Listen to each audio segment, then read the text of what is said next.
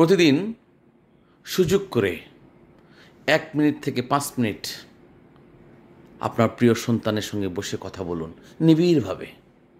তাকে বোঝান যে তুমি আমার অত্যন্ত প্রিয়জন, আপনজন।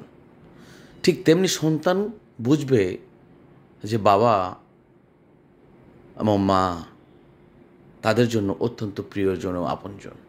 শাসন করবেন, অবশ্যই শাসন করবেন। তাকে সঠিক শিক্ষা দেওয়ার জন্য আপনি কঠোর হবেন, কিন্তু এই যে একটা মধুর সম্পর্ক, এই সম্পর্ক গড়ে তুলতে ভুল করবেন না।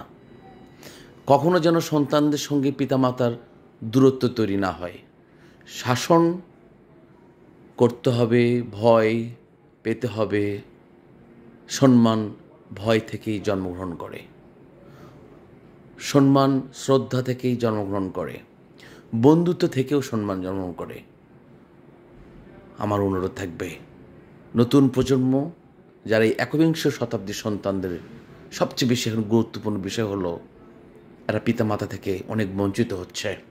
বিশেষ করে এই যে মোবাইল ডিভাইস, আর্টিফিশিয়াল ইন্টেলিজেন্ট, এই ইলেকট্রনিক মিডিয়ার যুগে এসে আমরা অবসর সময়টুকু কখনোই সন্তানদের সঙ্গে বসে কথা বলি না।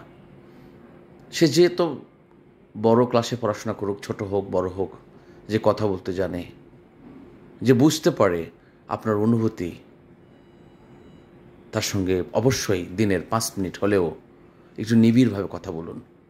সন্তান বড় হয়ে গেছে, তারপরেও তার সঙ্গে একটু নিবিড়ভাবে কথা বলুন। কেমন আছে, কেমন যাচ্ছে সব কিছু, পড়াশোনা কেমন হচ্ছে, শরীর কেমন আছে।